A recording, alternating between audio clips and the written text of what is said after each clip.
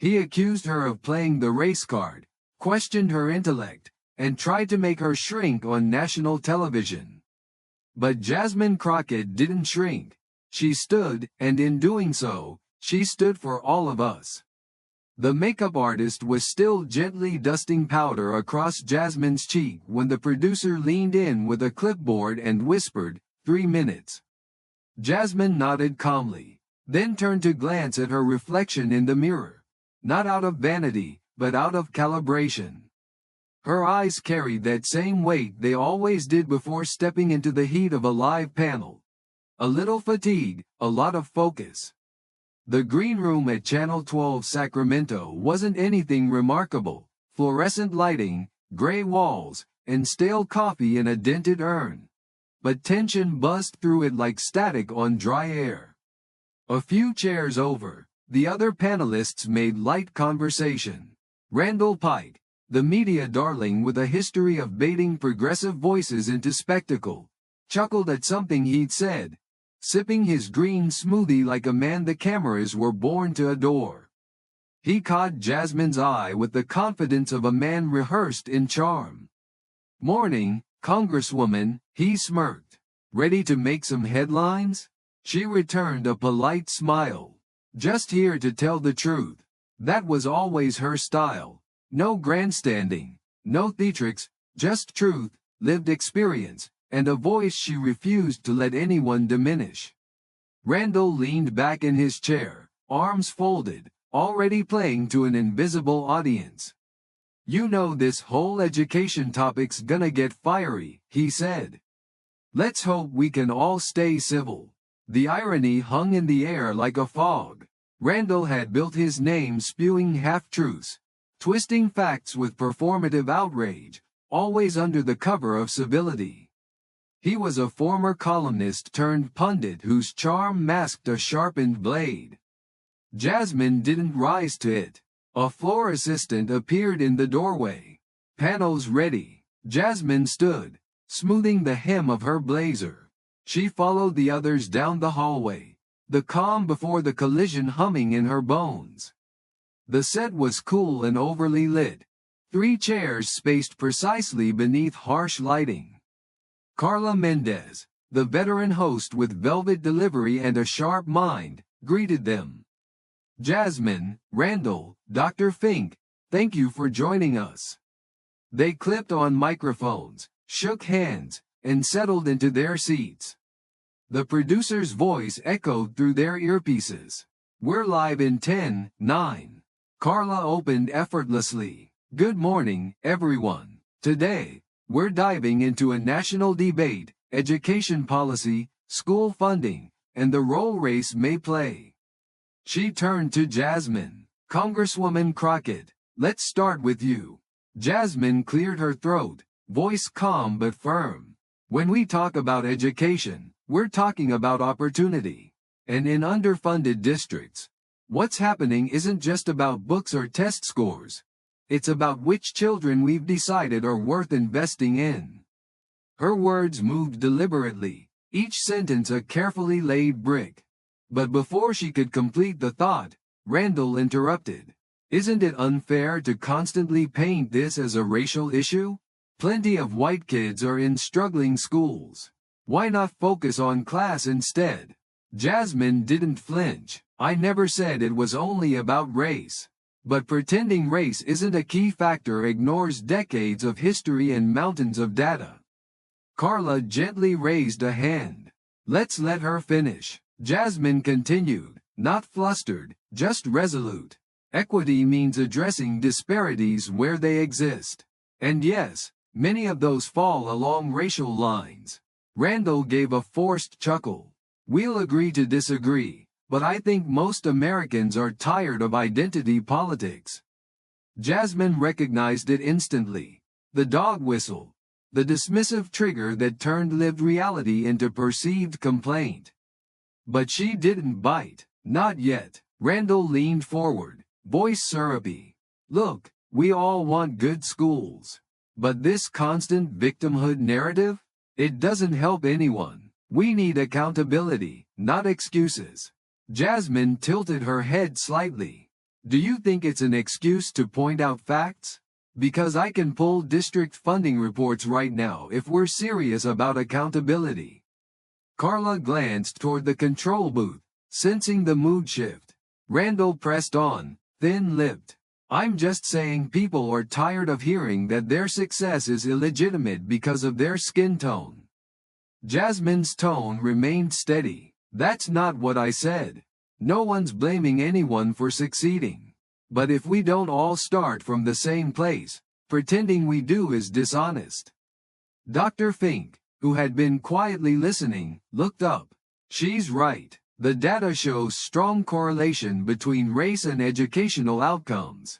It's not about blame, it's about evidence. But Randall wasn't interested in evidence. His eyes locked onto Jasmine with a look that had shed all pretense. Congresswoman, he said, a condescending edge in his voice, I think you're making it more complicated than it needs to be. Parents want their kids to read and do math, not be fed ideological nonsense. The air shifted. Jasmine exhaled slowly. You think racial equity is ideological nonsense? I think we spend too much time talking about race, not enough on results, he replied. And frankly, people are tired of hearing that everything is racist. Jasmine turned fully toward him. What shuts down discussion is ignoring how deep these problems go. You want to talk results? Black students are suspended at triple the rate of white students for the same behavior. Coincidence? Randall opened his mouth, hesitated, and then murmured, those numbers are debatable.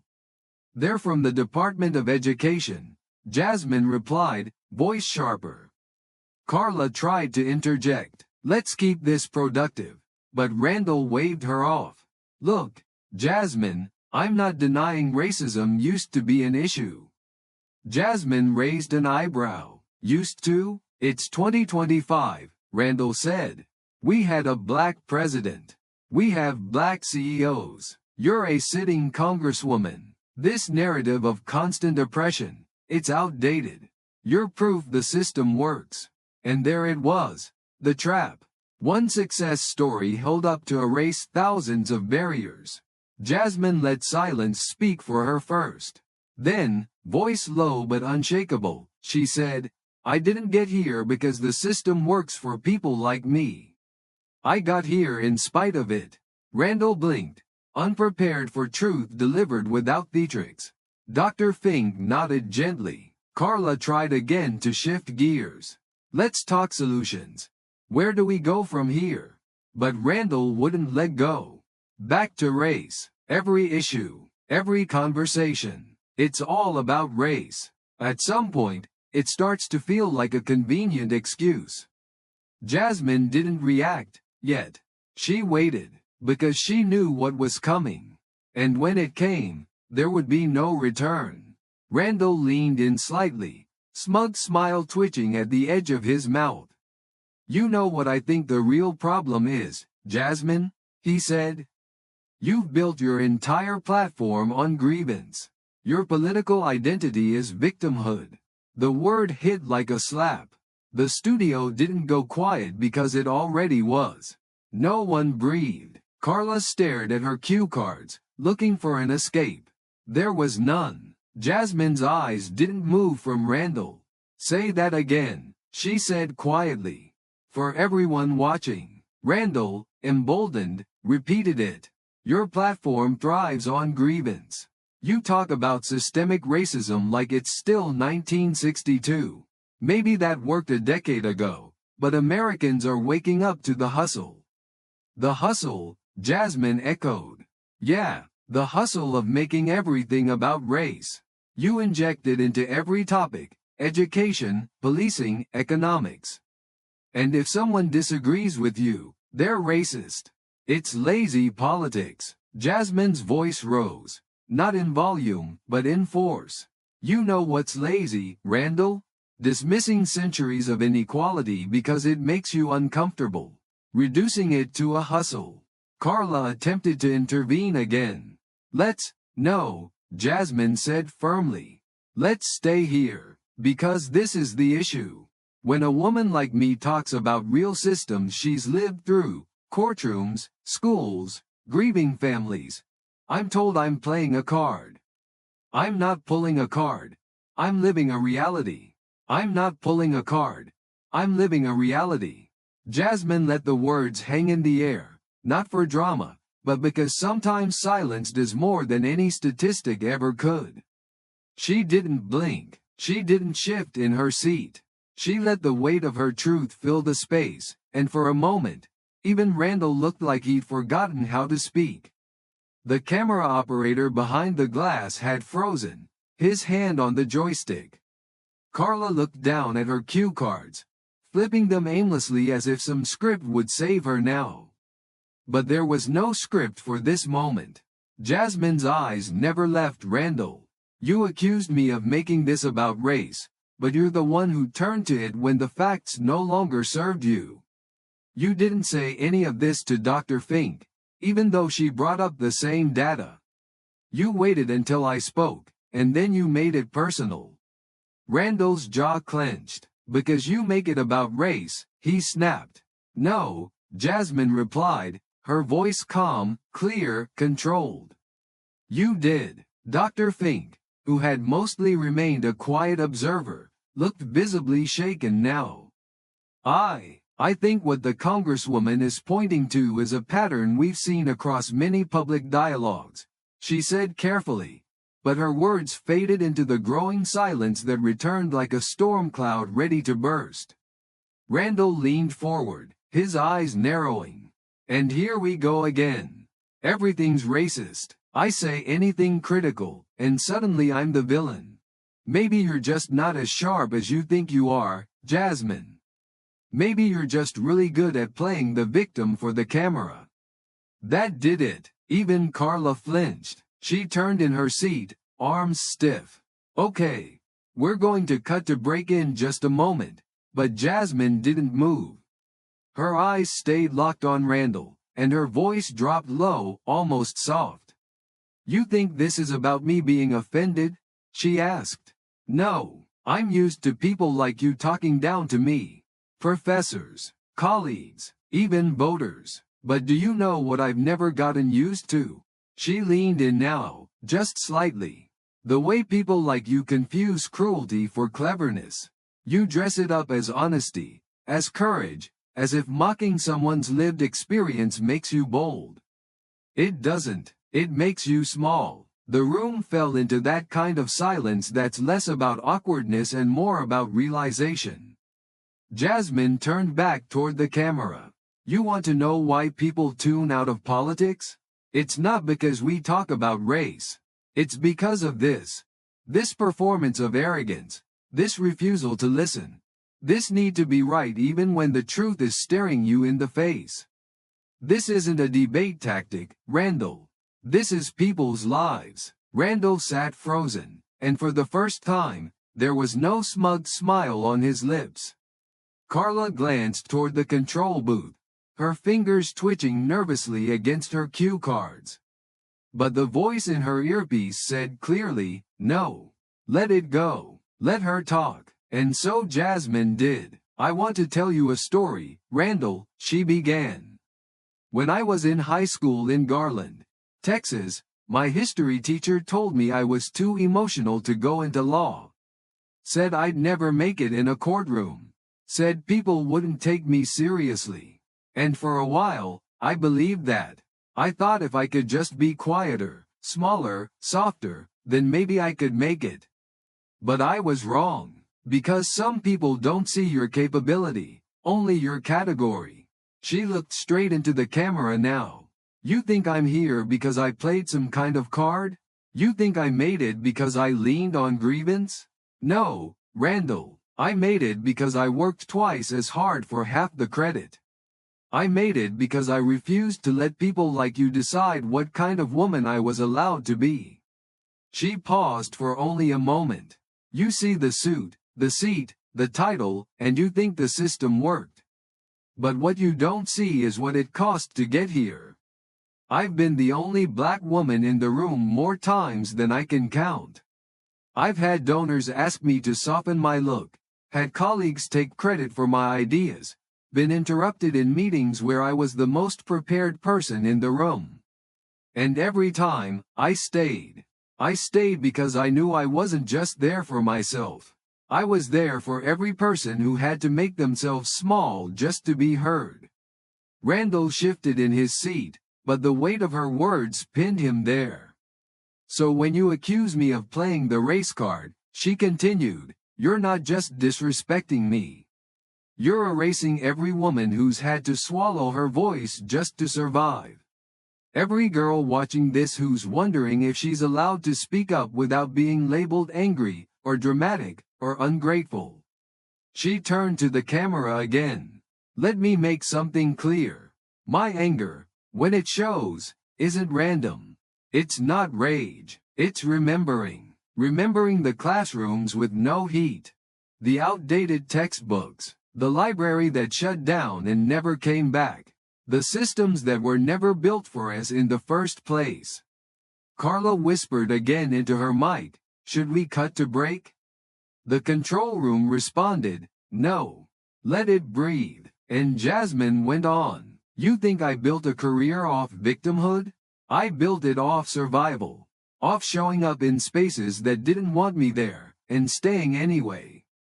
Off doing the work every single day, even when it felt like the doors would never open. You call that a hustle?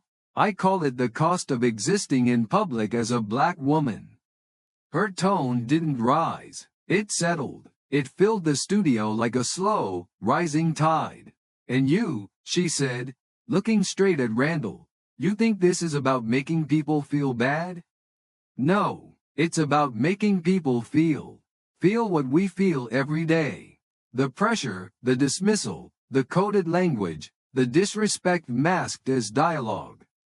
Carla finally spoke again, her voice quieter now. Jasmine, thank you. Jasmine nodded slightly, then turned back to Randall. You've spent your career poking at people who don't look like you and calling it journalism. But this moment, is not a gotcha. It's a mirror. And what you see in it, that discomfort, that's what the rest of us live with. Every single day. Dr. Fink finally broke her silence, voice steady but moved.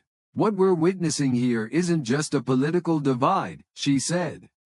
It's a lived difference. It's not about who's right in theory. It's about who's heard in reality. Randall, now visibly deflated, spoke again, this time without edge. So, I'm not allowed to ask questions? You're allowed, Jasmine answered. You're allowed to ask real questions. Not ones rooted in disbelief of people's pain. Not ones that suggest equity as a threat. There's a difference between inquiry and accusation.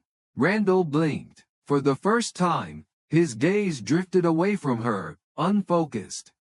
The script in his head had unraveled. Carla cleared her throat. We're going to take a very short break. Stay with us. The red light on the camera dimmed. The studio didn't move. No one laughed. No one checked their phones. Randall sat, staring at the floor. Jasmine sat tall, hands resting calmly in her lap. But the conversation, both on camera and far beyond, was only just beginning.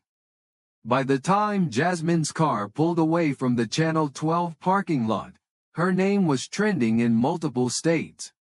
She hadn't even opened her social media yet, but others had already started sending her screenshots. One from her cousin in Oakland read, "Sis, you broke the internet." Another from a colleague in DC simply said, "The way you handled that, legendary." And from her father, a message that stopped her breath just for a second, "Your grandma would be proud." Jasmine didn't respond to any of them, not because she didn't care, but because her hands were resting still in her lap, and her mind was elsewhere. The moment was still playing in her head, not the words, but the silence after them. The long, sharp pause where no one knew what to say. The sound of a room full of people who had finally heard something they couldn't unhear. Her driver, a quiet man named Isaiah, glanced at her through the rearview mirror. "You good?" he asked gently. Jasmine looked up, then nodded. "Yeah," she said softly. "Just tired." Isaiah gave a knowing nod. "Saw the clip already. It's everywhere." "You said what needed saying." Back at the hotel, Jasmine finally turned her phone back on and opened her Twitter app. The first thing that popped up was a video posted by someone in the control room, titled simply, "Jasmine Crockett, the moment she took back the room." In less than 2 hours, it had already hit 2 million views. The replies were a wall of emotion. This woman spoke for so many of us. Class, poise, precision. Randall got folded like laundry. This is what accountability on live TV looks like. Of course, there were others too. Race-baiting garbage. She's the real racist. Another angry liberal woman playing the victim. Jasmine scrolled for a moment, then set her phone down. The backlash didn't surprise her. It was always part of the equation. Speak the truth and someone will always call it poison. But she also knew that for every angry troll firing off a half-thought insult, there were kids watching. Women watching. Quietly, closely. Later that night, a segment aired on a popular late-night show. The host, known for his sarcastic humor, opened with a monologue before rolling the clip. "Now this," he said, grinning, "this is how you clear a man without raising your voice." The audience erupted in applause. The laughter wasn't at Jasmine. It was at Randall's unraveling, at the poetic way truth had taken its time and still landed harder than any insult could. Then came the political shows. Some sympathetic, some antagonistic. One conservative outlet tried to twist the narrative with a headline that read, "Crockett bullies journalist on live TV." But the footage didn't support the claim. No shouting, no name-calling, just facts, calmly delivered, the kind of calm that made the blow hit harder. By morning, Jasmine's staff in D.C. had received dozens of interview requests. CNN, MSNBC, NPR, a few podcasts, even a morning radio show based in Minneapolis. But she didn't take any of them. Not yet. Instead, she agreed to one interview. Small, independent, with a woman named Raina Tellis, a journalist Jasmine had met once at a community event in Stockton. Raina had a reputation for listening all the way to the end. For asking real questions and never twisting people's words for clicks. They met in a quiet corner of the hotel cafe. No makeup team, no producers, no lights, just two women. Raina clicked record. "You good talking?" Jasmine nodded. "Yeah, let's do it." "What made you decide to speak the way you did?" Raina asked. "You didn't raise your voice. You didn't interrupt him. But something about the way you spoke, it stopped everyone." Jasmine stirred her coffee slowly. "Because I wasn't trying to win," she said. "I was trying to be honest. That moment wasn't about scoring points. It was about putting truth on the table and not apologizing for it." Raina nodded. "And did you know, right after you said it, that it would explode like this?" Jasmine laughed gently. "No, I didn't care about the cameras.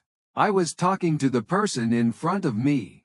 But I was also talking to every black woman who's ever been told she was too much, or not enough, in the same breath." Raina leaned back. It landed. Jasmine nodded slowly. "Good." The interview was short, 20 minutes, give or take. But it was the one clip that felt the most honest. When it aired online later that night, it carried a different tone than the viral sound bites. It wasn't polished. It wasn't dramatic. It was real. And that's the one people shared the most. But just when the moment began to settle, Jasmine received an invitation that would take everything further. A town hall across the country, where the story she lived would meet the people she had unknowingly spoken for. The invitation came from a high school principal in Chandler, Arizona, a quiet, working-class suburb just southeast of Phoenix. It wasn't flashy, just a two-paragraph email, respectfully written. "Our students watched your segment in class," it read. "It sparked more discussion than anything we've covered this semester. If you're ever in the area, we'd be honored to have you speak." Jasmine read it twice, then forwarded it to her scheduler with a simple note: "Make this happen." 2 weeks later, she walked into the auditorium of Cedar Valley High. Polished hardwood floors, metal chairs lined in rows, a modest stage with a faded school banner hanging overhead. Nothing about it screamed national spotlight, but everything about it felt grounded. Waiting by the side of the stage was Principal Elena Marquez, a woman in her early 50s with sharp eyes and a warm voice. "I wasn't sure you'd really come," she admitted.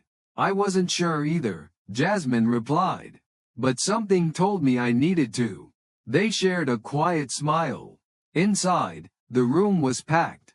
Parents, students, even a few teachers from nearby districts.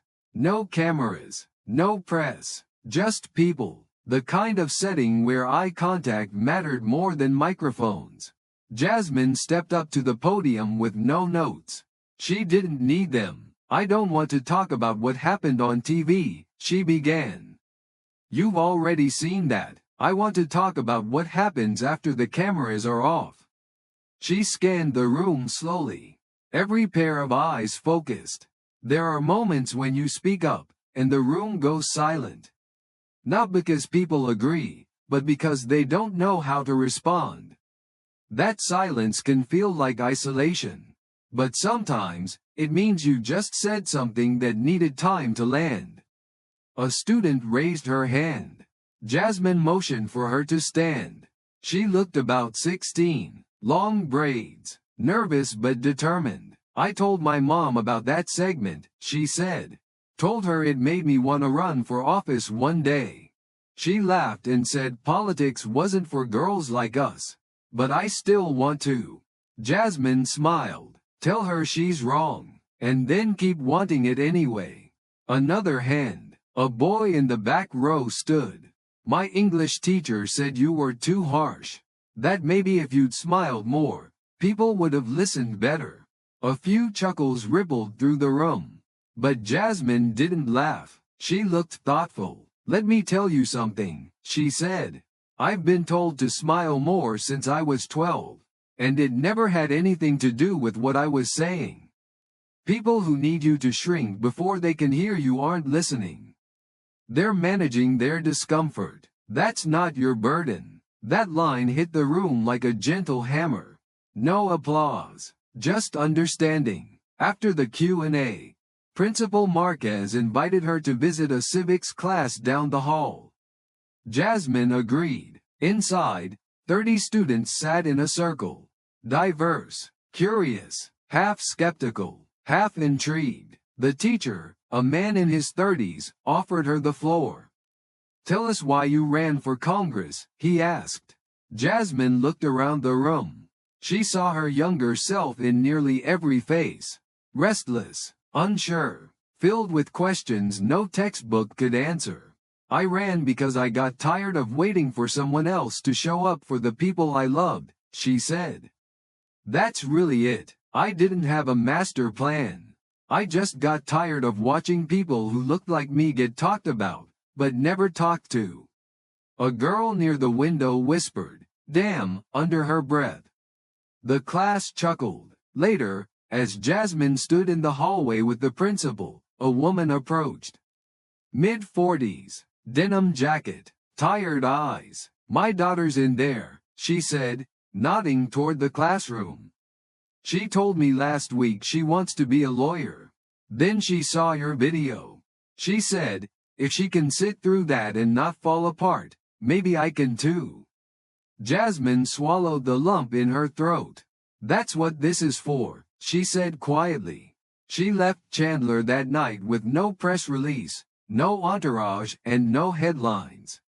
But the impact would linger. in those classrooms, in that gym, in the notebook of a 16-year-old girl who had written down every word. Before Jasmine returned to D.C., there was one more thing she had to say. And it wouldn't be on television or a stage. Just her, her phone, and the people who had been waiting for something real. 3 days after Chandler, she sat alone on her apartment balcony in Washington, D.C., the sky just beginning to dim over the rooftops. A soft breeze rolled through, carrying the distant sound of traffic and the occasional hum of conversation from a neighbor's porch. She hadn't done a single national interview since the panel, and despite a growing list of missed calls from networks, she wasn't in a rush. Instead, she opened her front-facing camera. No filters, no angles. Just her, wearing a hoodie, sipping from a chipped mug that said, "Progress requires push." She stared at the screen for a second, then hit record. "I've been quiet for a few days," she began, "not because I didn't have something to say, but because I wanted to be sure it was mine. Not something polished for headlines or edited for TV." She set the phone down on the patio table, her hands still visible in the frame. "What happened on that show wasn't planned. I didn't go there expecting a confrontation. But when someone talks at you instead of to you, when they try to turn your truth into their talking point, you have two choices. You either shrink, or you speak." She took a slow sip from the mug. "I chose to speak, and I don't regret it." Her voice stayed steady, not theatrical, just clear. "But I've seen some of the responses. I've seen people call me bitter, call me divisive, say I was attacking someone. And I want to say something, for the record." She leaned slightly forward. "Telling the truth about your experience isn't division. It's clarity. You can't fix what you refuse to name." She paused, letting the silence sit for a moment. "And no, I'm not angry. I'm exhausted. I'm exhausted from having to explain why being treated fairly shouldn't be controversial. Why asking to be heard without being reduced to a stereotype is not asking too much." Jasmine glanced off to the side for a second, then back. "I didn't say what I said on that show to go viral. I said it because someone needed to. Because someone watching needed permission to stop apologizing for existing." She let the weight of that settle. "And if that makes a few people uncomfortable, good. Maybe that's where learning starts." A smile, subtle but real, crossed her face. "Here's the thing. I'm not special. I'm not the only one capable of standing up when it counts. You've probably done it too. Maybe in a boardroom, maybe in a classroom. Maybe just at the dinner table." She looked straight into the camera now. "So if anything I said helped you feel seen, then it was worth it. All of it." She reached forward and stopped the recording. That video, 2 minutes and 47 seconds, was posted without any edits. Just the caption. No mic, no script, just me. By the end of the night, it had nearly 5 million views. But the number didn't matter. The comments did. This hit deeper than the panel. "She's not just a politician, she's a mirror. She said what my mom's been saying for years." A teacher in St. Louis messaged her, "Played this for my class today." Half of them cried, the other half clapped. And from a woman in Tulsa, "You made me feel strong again. I didn't know I needed that." In her kitchen, Jasmine scrolled quietly. Still barefoot, still in that same hoodie. She wasn't trying to lead a movement. She wasn't looking to be anyone's hero. But something had shifted. Not just online, but in people, in conversations, in how one moment on live TV had rippled into living rooms, classrooms, office break rooms, and morning commutes. Not with slogans, with truth. And that was the power. Not just in what she said, but in how she said it. Calm, unapologetic, present. It reminded people that sometimes the most powerful form of protest isn't shouting, it's refusing to shrink. A few days later, Jasmine walked into a community meeting in South Carolina. No press, no official invitation, just a folding chair at the back of the room. She listened as parents talked about their kids' school being closed due to underfunding. A mother cried as she described working 2 jobs and still not being able to buy new shoes for her son. Jasmine didn't speak at first. She waited, and when someone finally recognized her and asked if she had anything to say, she stood. "I came here to listen," she said. "Because the best way to serve people is to understand them.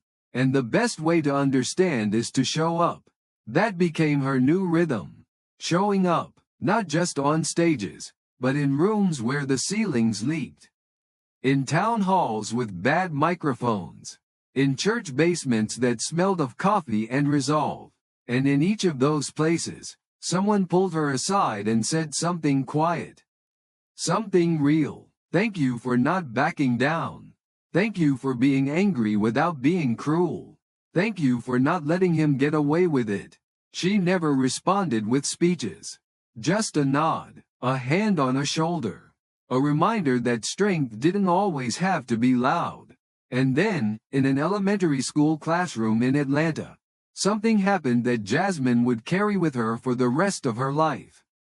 A little girl, no older than 8, raised her hand during a Q&A session and said, "How do you know when you're brave?" Jasmine knelt beside her, looked her in the eye, and said, "When you feel small, but you speak anyway." The girl nodded solemnly and whispered, "Then I think I'm brave, too." Jasmine smiled. "You are." The girl's words stayed with Jasmine long after the event ended. That soft declaration, "Then I think I'm brave too," echoed louder than applause. It reminded her why she started speaking in the first place. Not to win arguments, not to go viral, but to hold space, to make it just a little easier for the next girl who dared to raise her hand. Back in Washington, the calls hadn't stopped. Major outlets still requested interviews. Panels wanted her perspective. Think tanks invited her to speak on equity, justice, leadership. But Jasmine continued to choose her spaces carefully. She wasn't interested in being a media moment. She was building something quieter, stronger, enduring. And then came the second letter. Handwritten. No return address again. Just a folded sheet of notebook paper in a plain envelope. She opened it slowly, hands already trembling before she read a single word. "Dear Congresswoman Crockett, I'm a janitor at a middle school in Mississippi. I've seen a lot over the years. Kids come in hungry, tired, carrying things way too heavy for their age. Last week, I saw one of our girls watching a video of you on her phone. She didn't say a word, just watched. Then watched it again. Then turned to me and said, 'She looks like me.' That's it. That's the whole letter. I just wanted you to know that." Jasmine folded the letter and placed it next to the first one. There was no grand speech in it. Just truth. And that truth was enough. Weeks passed, and still, the ripple from that panel continued to spread. Teachers began assigning essays based on her quotes. Youth programs requested video call Q&As. A library in Detroit created a display called "Speak Anyway," and included a blown-up image of Jasmine sitting at the panel, eyes steady, voice calm. People began using her words in ways she hadn't imagined. "You either shrink or you speak" appeared on posters, notebooks, even tattoos. And always, it was quoted with reverence, not because it was clever, but because it was lived. One morning, her scheduler brought her a new invitation. This one came from a civic organization in rural Ohio. The letter read, "We don't get many visits here. But our girls saw what you did. They want to meet you. No cameras, just us." Jasmine looked up, nodded. "Tell them I'll come." When she arrived, the space was smaller than she imagined. Just a one-room community center with peeling paint and mismatched chairs. But every seat was filled. Young girls, mothers, a few grandmothers too. Jasmine didn't use a microphone. She sat on the edge of a table, legs crossed at the ankle, and said, "I'm not here to be a symbol. I'm here to say it's okay to feel tired. It's okay to feel unseen. But it's not okay to let that stop you. Because your voice matters, even if it shakes, even if no one claps, even if someone tells you it's too much." A mother raised her hand and said, "My daughter asked me if she has to act a certain way to be taken seriously. What do I tell her?" Jasmine answered without hesitation. "You tell her to be clear, to be kind, and to never shrink to fit into someone else's comfort." Afterward, as she was leaving, one of the girls ran up to her and handed her a drawing. It was Jasmine, standing in front of a microphone, surrounded by words. Strength, truth, not afraid. Jasmine blinked back tears and crouched down. "Thank you," she whispered. The girl smiled. "I drew you big, because you didn't get small." That night, in her apartment, Jasmine sat quietly on her couch. The city hummed outside her window. Her phone buzzed with more updates, more mentions, more requests. She turned it over so the screen faced the table.